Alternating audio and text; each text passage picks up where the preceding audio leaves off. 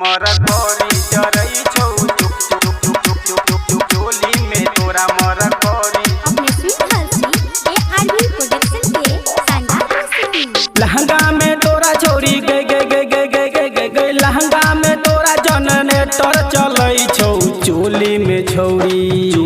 गए छौरी चोली में तोरा मरकरी जरई छौ चोली में तोरा मरकरी जरई छौ चोली में तोरा मरकरी जरई छौ लहंगा में तोरा छोरी गए गए गए गए गए गए गए गए लहंगा में तोरा जनरेटर चलई छौ चोली में छौरी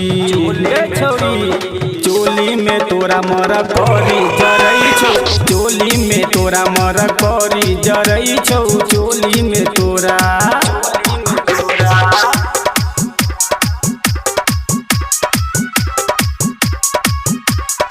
मरकरी जरई छौ चुप चुप चुप चुप चुप चोली में तोरा मरकरी जरई छौ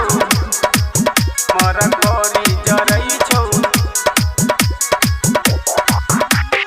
फेंकै छौ धुआं छोड़ी तोहर मशीन गहे ढोरी में लगा देबो मोबाइल के पिन गे मोबाइल के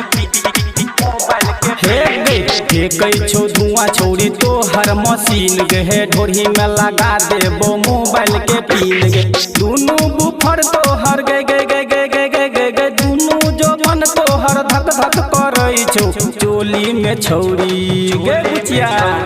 चोली में तोरा मरकरी जरई छौ चोली में तोरा मरकरी जरई छौ चोली में तोरा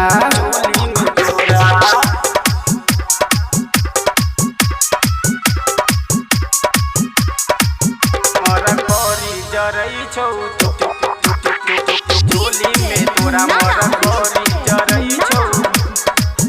मरकरी जरई छौ रिकॉर्डिंग बाय